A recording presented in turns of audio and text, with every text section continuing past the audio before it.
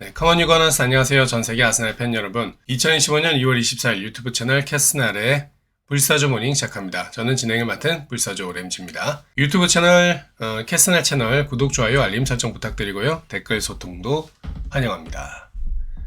네, 지난 주말 방송에 이어서 얼굴을 좀 공개를 하고 지금 소통 방송 진행하고 있고요. 자, 간밤에 리버풀이 맨시티 원정을 떠났는데 이제 아스날 팬분들이 사실 우리 경기만큼이나 관심을 가졌던 경기 결과였죠. 2대0 리버풀의 승리로 끝났고요. 이티하드 스타디움에서의 경기였는데 이것마저도 리버풀이 잡아내면서 우승을 향한 사실상 9분 응선을 넘었다고 볼 수 있겠습니다.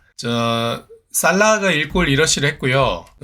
경기 결과 이제 아스날과 리버풀의 승점 차가 리버풀이 한 경기를 더 하긴 했지만 승점 11점 차로 벌어지게 됐습니다. 아스날이 이 승점 차를 아시다시피 5점 차로 줄일 수 있는 기회가 있었지만 그러지 못했고, 리버풀은 승리를 거두는데 성공을 하면서 점수차가 이렇게 벌어지게 됐네요. 아스날은 이제 12경기, 리버풀은 11경기가 남아있는데, 앞으로 대진과 상관없이 11점 차. 이거 줄이기가 참 쉽지 않은 승점 차고, 더욱이 중요한 것은 이제 리버풀이 맨시티 홈에서까지 승리를 거두고 있는 상황에서 아스날은 16위로 쳐져 있는 웨스트햄을 홈으로 불러들여서 패배한 이런 너무나 상반된 결과였기 때문에 팬분들 입장에서 더 실망스러우실 수밖에 없을 것 같고, 요 폼이 그대로 이어진다고 생각을 하면 11점 차를 극복하는 것은 사실상 불가능에 가깝다, 이렇게 봐도 무방한 것 같습니다. 그래서 우승 경쟁은 사실상 끝난 거 아니냐, 이런 말이 나온다고 해도 이상하지는 않은 상황이다. 이렇게 보이고요. 그 엄청난 격차의 핵심에는 이 모하메드 살라가 있죠. 오늘도 1골 1어시 공격 포인트 2개를 추가를 했는데, 이게 공격 포인트 40개째를 찍었다고 해요. 리그에서만. 이게 17, 18 시즌에 이어서 2시즌이나 공격 포인트 40개를 찍은 최초의 선수라고 합니다.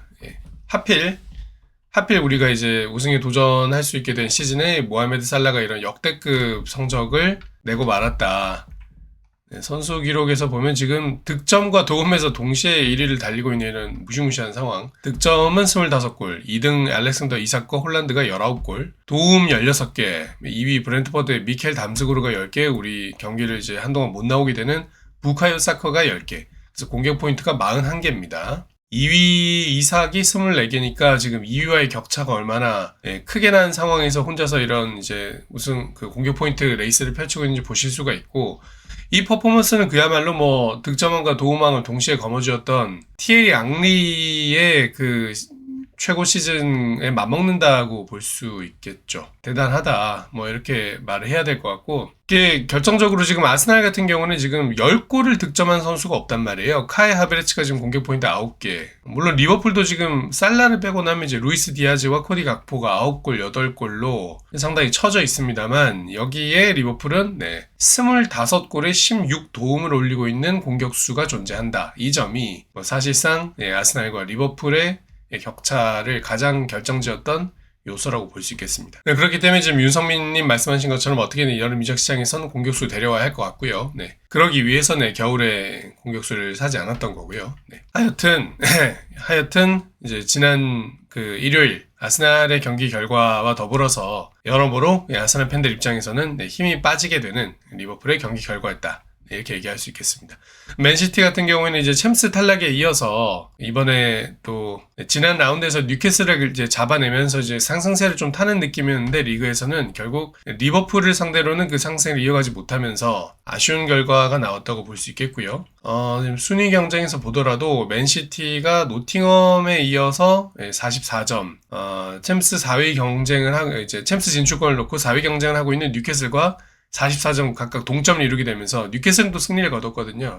그러면서 지금 3위 노팅엄과는 3점 차 나는 4위를 기록하고 있습니다. 그래서 본머스, 첼시, 사실은 어떻게 보면 아스톤 빌라까지도 4위권에 들어올 수 있는 상황이기 때문에 3위도 노려볼 수 있는 상황이기 때문에 이 팀들 간의 경쟁은 리그 끝날 때까지 계속될 것 같고요. 저희는 노팅엄과 6점 차를 지금 유지하고 있기 때문에 2위 자리가 지금 아슬아슬한 상황은 아닙니다만, 다음 경기가 노팅엄전이기 때문에 만약 여기서도 패배한다면 저희는 2위 자리도 좀 걱정을 해야 되는 그런 상황에 놓였다 이렇게 볼 수 있겠습니다. 좀 그렇게 지금 말씀드릴 수밖에 없게 된 이유는 또 밤중에 있었던 또 다른 경기가 뉴캐슬 대 노팅엄이었는데 뉴캐슬이 홈에서 4골을 넣으면서 3골을 내주고도 4대3으로 승리를 했어요. 지금 이제 이렇게 되면서 이제 경기가 끝나게 된 건데 그 이삭이 멀티골을 기록했다는 점이 또 아스날 팬분들 입장에서는 9번에 대해서 또 열망을 불러일으키게 되는 요소가 아닐까 합니다. 이삭이 멀티골을 넣으면서 뉴캐슬이 4대3으로 승리했다는 소식 전해드리고요. 이 경기 결과로 현재 프리미어리그 순위는 1위 리버풀, 2위 아스날, 3위 노팅엄, 4위 맨시티, 5위 뉴캐슬로 이어지게 됐다. 맨시티와 뉴캐슬은 승점 44점으로 동점입니다. 네, 이렇게 간밤에 있었던 축구 소식을 전해드렸고요. 현재 아스날의 상황도 아실 수 있을 것 같고 추가로 이제 기사가 오늘 많지는 않습니다만 아스날 소식 몇 가지 알아보겠습니다. 챔스 16강에서 저희가 PSV 아인트호벤을 만나게 됐죠. 지난 금요일에 이 추첨을 했었는데 PSV가 루카스 페레즈 더비로 성사됐다는 말씀을 드립니다. 자유계약 이적이었던 것 같아요. 지금 보니까 PSV로 루카스 페레즈가 이적을 했고 여기도 지금 공격수가 부족했던 모양이죠. 여기 지금 보여드리고 있는 게 루카스 페레즈의 인스타그램인데 이렇게 PSV에 이적하게 된 사진을 올렸어요. 그 이전에 페레즈가 그 고향팀이었던 것 같은데 데포르티보 라 루쿠 코르냐로 다시 돌아갔었던 것 같네요. 이게 또 승격이 실패해서 이제 2부 리그에 내려가 있는 상황인 것 같은데 이 팀으로 또 돌아가서 약간 낭만적인 커리어의 후반부를 보낸 것 같고 심지어 이적료를 사비로 지불하면서 갔었다고. 대단하네요. 연봉을 10분의 1로 깎고 갔었고 이렇게 고향팀을 이렇게 위하는 이적을 했었고 이렇게 선수들 고향팀과 헤어지면서는 이렇게 마지막 세레모니를 남기고 장문의 편지까지 썼던 것 같아요. 이렇게 커리어를 완전히 종료를 했던 루카스 페레스가 PSV에 와서 아스날을 상대하게 됐습니다. 그래도 아스날이 한 2-3년 있었죠. 크게 좋은 기억은 아니었지만요. 페에노르트를 만나거나 PSV를 만나는 일정이었잖아요. 페에노르트에는 이제 반 페르시가 감독으로 오게 됐고 선수로는 우리 위리엔 팀버의 쌍둥이인 퀸텐 팀버가 또 뛰고 있기 때문에 여러모로 재밌는 더비가 될 수 있을 거라 생각했는데 페에노르트 더비는 성사되지 못했고 많은 분들이 기대를 하셨을 텐데요. 그러지 못했고 이제 PSV 더비가 이루어지게 됐는데 이건 무슨 의미가 있을까 했지만 루카스 페레즈 더비로 성사되게 됐다. 요 말씀을 전해드립니다. 저희가 이제 3월달 초 이제 불과 다다음 주에 이제 경기를 하게 되는 거니까요. 기대를 하고 있으면 될 것 같고요. 어떤 모습으로 지금 이제 선수 생활을 마무리하게 됐는지 루카스 페레즈가 그 선수 생활에 약간 유종의 미를 거두는 차원에서 아스날에게 또 득점을 해버리는 이런 상황이 발생하지 않을까 우려가 됩니다. 페레즈의 이런 더비가 성사됐다는 말씀을 드렸고 다음 소식 전해드리면요. 이거 ITK가 올렸다가 이제 내린 글인 것 같은데 아스날이 오는 여름 이적 시장에서 6명의 선수를 영입할 거다 뭐 이런 루머 같은 얘기가 나온 것 같아요. 그 원문을 확인하러 들어갔더니 지금 내린 상황이라서 뭐 어떤 어느 정도의 공실력이 있는 얘기인지는 모르겠지만요. 이번 시즌을 완전히 그 제물로 바친 것이나 다름없기 때문에 겨울에 영입을 하지 않음으로써 그래서 이제 여름에는 반드시 영입을 해야 되고 이삭을 꼭 사와야 될 것이다 라고 하면서 6명의 영입을 준비하고 있다 뭐 이런 얘기를 했습니다. 물론 그 선수가 그 팀의 잔류를 선택한다면 못 데려오겠지만 데리고 올려온 선수가 6명이다 이렇게 얘기를 했어요. 6명이면 자 한번 생각해 볼 수 있겠죠. 저희가 하나씩 한번 생각해 보면 일단 이삭 또는 세슈코 중앙 공격수가 있겠고요. 큰 돈을 쓰겠죠. 그리고 지금 수비 맨디 중앙 미드필더 뭐 거의 지금 데리고 오는 걸로 지금 추진을 하는 것으로 지금 거의 확정이 돼 있고 바이아웃에 가까운 비용을 지불하는 것으로 지금 얘기가 되고 있는 선수. 그리고 세컨 골키퍼 조안 가르시아 가격도 문의했고 최근에 그 에스파뇰에서 뭐 바이아웃에 준하는 금액을 내면 6월 달에도 팔 수 있다 얘기까지 나왔기 때문에 상당히 가능성이 높겠고 당연히 뭐 니코 윌리엄스를 노리겠죠. 일단 목표는 하겠죠. 이 니코 윌리엄스가 데리고 올 수 있을지 없을지 참 의문인 선수지만 노릴 것 같고 이제 스베레 뉘판 선수 우리가 거의 뭐 한 80% 영입에 성공했었지만 선수 본인이 이제 조금만 더 생각을 한다고 하면서 잔류했던 웨데고르와 비슷한 유형의 윙도 뛸 수 있는 그 노르웨이 선수 여기까지만 해도 벌써 5명이고 자 이렇게 된다면 이제 뭐 나머지 한 명을 생각해 볼 수 있는 자리는 뭐 토미야스가 사실상 전력외로 빠져 있고 키비오르가 팔릴 수도 있고 진첸코도 지금 사실상 커리어가 끝나가고 있는 수비수 자리에서 한 명을 생각해 볼 수 있겠죠. 지금 여기 뭐 리시에서 글을 올려주신 분도 이제 수비수 한 명으로 지금 보고 계신 것 같습니다. 그렇게 따지면 상당히 바쁜 이적 시장이 될 것 같다. 그러면 이제 필연적으로 선수를 팔아야 되는데 말씀드렸던 몇몇 선수와 그리고 니코 윌리엄스가 온다면 저는 높은 확률로 레안드로 트로사르나 가브리엘 마르티넬리 둘 중에 한 명이 팔릴 수 있다고 생각을 합니다. 그런 정도로 해서 이제 선수 이적료를 좀 맞추더라도 대규모의 이적료 투입은 불가피하겠죠. 그런 면에서 정말 거대한 여름이 예정되어 있는 아스날의 이적 시장이다. 이렇게 볼 수 있겠습니다. 뭐 주말에 소통 방송에도 간단히 말씀을 드렸지만요. 아르테타 경질론에 대한 몇 가지 생각을 말씀드리면요. 지금 현재 그 아르테타가 사실상 올해도 무관으로 시즌을 마칠 것이 거의 뭐 90%는 이제 확실히 적다고 보기 때문에 경질론에 대한 얘기가 팬들 사이에서는 안 나올 수 없는 상황이고요. 물론 지금도 저는 뭐 경제를 얘기하는 분들이 다수란 생각은 안 들지만 뭐 이런 얘기가 뭐 나오지 않는다면 뭐 그것도 뭐 팬덤으로서 좀 이상한 걸 수 있다. 그렇기 때문에 그렇게 말씀하시는 분들은 다 이해가 되고요. 다만 그러나 이제 현재 과연 뭐 주요 언론들이나 뭐 아스날 구단의 입장 이런 것들 속에서 아르테타의 경질이 진작에 논의되고 있거나 혹은 뭐 낌새라도 나오고 있는가라고 하면 그렇지는 않다고 생각합니다. 뭐 아시다시피 어떤 기사에서도 그걸 언급하는 내용은 없죠.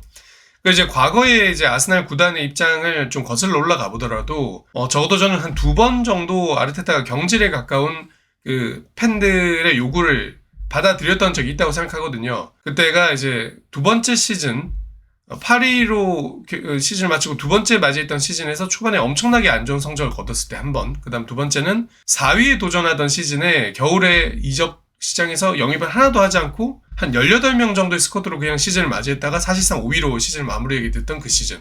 두 번의 경우에 경질에 가까운 그 압박을 받아들였던 시즌이 두 번이 있습니다. 그때 구단이 어떤 입장을 보였냐라고 하면 완전히 아르테타를 신임하는 스탠스를 보여줬거든요. 완전히 그 신임하는 스탠스를 보여줬었고 특히 이제 뭐 외부에서는 굉장히 강하게 아르테타를 공격했던 그 우승 경쟁의 그 첫 번째 시즌 All or Nothing이라는 그 다큐멘터리에서 그 구단 내부를 들여다봤던 그 시즌을 보시더라도 오히려 그 아델 크론케 그분이 경기장으로 날아와서 아르테타의 경쟁을 완전히 백업해주는 그런 행동을 해는 걸 볼 수 있잖아요. 그러니까 외부에서 볼 때는 내부가 되게 흔들리고 있을 것 같이 느껴졌는데 사실상 아스날 내부는 정말 단단하게 뭉쳐져 있었던 거예요. 그리고 그런 종류의 기사들이 지금도 아스날을 다루고 있는 기자들 사이에서 굉장히 반복적으로 지금 나오고 있다. 그래서 아르테타의 이런 입지가 흔들릴 것이냐라는 거에 대해서는 저는 지금 전혀 흔들리지 않을 거라고 생각을 합니다. 뭐 다만 그러나 그 데이비드 온스테인 같은 기자, 제임스 맥니콜러스 같은 디에슬레이트 기자들도 이제 이적 시장을 마무리하는 인터뷰에서 얘기를 했을 때처럼 그럼 아르테타에게 언제까지 기회가 주어질 거라고 보냐라는 질문에 대해서 이번 시즌은 일단 상관은 없을 것 같고 그러나 우승이라는 압박을 받지 않으면서 구단을 운영할 수 있는 시즌은 올해가 마지막이 될 것 같다라고 얘기를 했어요. 아마 이 부분에 대해서 이제 많은 분들이 좀 공감을 하실 텐데 지금까지는 사실상 아스날이 뭐 리빌딩하는 팀으로서의 시기였고 그리고 뭐 다들 공격수 영입을 강하게 주장하시는 것도 이제는 다른 포지션들이 대부분 완성이 되어 있기 때문에 마지막으로 퍼즐을 추가해야 되는 데가 톱이라는 사실을 알고 있기 때문에 그렇게 말씀들을 하시는 거잖아요. 근데 지금까지는 이제 비어있는 포지션들이 너무나 많았고 그걸 채우는 시간이었는데 이제는 9번 자리를 마지막으로 퍼즐을 끼워서 완성된 팀을 운영해야 되는 상황에 왔어요. 이제는 더 이상 팀이 준비되지 않았다. 지금까지 만드는 중이다라는 별명은 통하지 않고 특히 이번 시즌에 이제 겨울에 공격수를 영입하지 않은 것은 뭐 절대 이번 시즌에 뭐 공격수는 필요 없다. 이런 생각이 전혀 아니었고 누차 말씀드리지만 아르테타는 공격수를 사야 된다는 입장이었고 올리 와킨스에 6천만 파운드를 투입해야 된다는 입장이었습니다. 근데 그러지 않은 것은 구단이 가지고 있는 장기적인 비전이 중장기에 그 적절한 타겟이면서 리셀도 할 수 있는 공격수를 노리던 선수를 사야 된다라는 게 구단의 입장이었기 때문에 아니 구단이 공격수를 사지 않는 걸 결정했는데 공격수를 사달라는 감독의 의사를 무시하고 그 감독이 공격수가 없어서 시즌을 망쳤다고 해서 이 감독에게 책임을 묻는다? 말이 안 되죠. 그러니까 지금 아스날은 절대적인 경질론을 얘기하거나 아르테타에게 책임을 물릴 수가 없는 의사결정을 한 것이고, 다음 이적 시장에서 이제 확실한 공격수를 사서 아르테타에게 기회를 주는 거. 그리고 제가 볼 때는 그 시즌도 충분히 경쟁력 있는 모습을 보여준다면 아르테타의 경질을 검토할 것까지는 않다라는 게 저의 생각입니다. 다만 그러나 지금 아르테타 경질론을 얘기하시는 분들의 입장도 이해가 되는 것이, 지금 아르테타는 조금 유연하게 전술을 접근하고 조금 이제 승부수를 던지는 방식의 선수 기용이나 이제 이적 시장 운영을 했더라면, 그리고 이 결정이 구단의 지지를 받았더라면 우승에 조금 더 가까이 다가갈 수 있는 순간들은 몇 번 더 있었다고 생각해요. 그 대표적으로 이번 겨울 이적 시장이었다고 생각하고요. 근데 그때 매번 승부수를 던지지 못하는 모습들을 계속 보여주고 있어요. 그럴 때 아스날이라는 구단도 그렇고 아르테타라는 감독도 그렇고 매번 자기의 원칙을 고수하면서 이제 확실한 길을 밟아 나가려는 결정들을 합니다. 전술적으로도 그렇고 선수 영입으로서도 그래요. 그런 면모가 팀을 장기적으로 이제 반석에 올려놓는 작업까지는 정말 도움이 되지만, 한 끗 차로 승부가 갈리는 토너먼트에서의 우승이나 뭐 리그 우승 경쟁 레이스에서 결정적인 한 방을 던져야 되는 바로 그 역할을 할 수 있는 감독인가, 이제 여기서는 좀 아리송해진다, 못 믿겠다 이런 생각이 드신다는 거겠죠. 네. 그렇기 때문에 확실하게 주어진 선수단을 이끌고 한 방에 승부수를 던지면서 우승을 이끌어낼 수 있는 감독. 이를테면 이제 과거에 우승 청부사로 불렸던 뭐 카펠로라든지, 언제나 주어진 여건에서 결과를 내는 안첼로티라든지, 혹은 이제 지네딘 지단 같이 결과를 보여준 바 있는 최고의 우승 청부사를 지금 원하실 수 있다. 그 마음은 제가 이해가 된다는 거죠. 물론 다만 여기서 던져봐야 되는 질문은, 지금 앞서 언급되었던 이 감독들 올 수 있는가, 그런 감독이 존재하는가라고 했을 때 모르겠다라는 것이고, 아르테타가 지금 현재 성적 2위에 챔스 16강 진출에 뭐 계속해서 경쟁력 있는 모습을 보여주고 있는 상황에서, 우승 경쟁에 도전할 수 있는 자격을 가진 감독이라는 것을 확실히 보여주고 있는 상황에서, 그리고 아직도 보여줄 게 많은 어린 감독이고 여전히 보여줄 게 많은 어린 선수단이라는 점에서, 그리고 아르테타의 철학과 입장에 맞게 긴 시간에 걸쳐서 완성한 선수단이라는 점에서 저는 경질에 반대하고, 이제 경질에 반대하는 분들도 이제 그런 논리를 가지고 경질에 반대하고 있다는 것입니다. 그래서 아르테타 경질론의 가능성과, 그리고 이제 아르테타 경질론의 찬반 입장 양론에 대해서 한번 아침 출근길을 생각해 보시라는 차원에서 내용을 좀 정리를 해드렸고요. 그리고 준비해드린 소식은 거의 다 마무리를 했고요. 경기 일정 잠깐 보면요, 이번 주에 경기가 있습니다. 저희가 오늘 월요일이죠.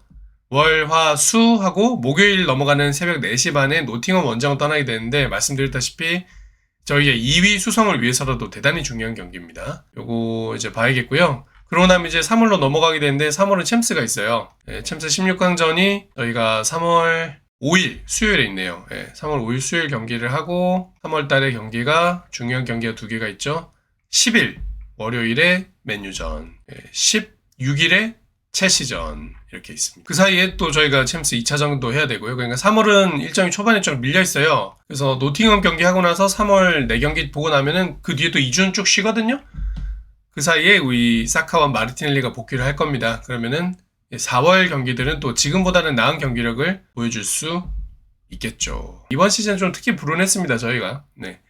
이번 시즌에 보여줘야 되는 거는 이제 선수들 너무 심하게 다치지 말고, 뭐 가능하면 조금 뭐 우리 영입생 이적생 말고 유스 선수들에게 조금의 기회를 더 주고, 우리가 포기하지 않았다 마지막까지 라는 멘탈리티를 유지를 하면서 챔스에서의 조금 더 진전된 경험, 그리고 정말 어려운 상황의 팀을 유지시키는 경험, 이런 것들을 선수들이 가져가고, 감독도 이런 상황에서 자기의 좀 고집을 버리고 약간은 유연함을 찾아보는 그런 시간이었으면 좋겠습니다. 일단 저희는 뭐 한 경기 한 경기 또 포기하지 말고 지켜봐야겠죠. 선수들도 포기를 안 하고 있으니까요. 날씨 소식도 이렇게 말씀드렸고, 오늘은 이렇게 소식을 줄이겠습니다.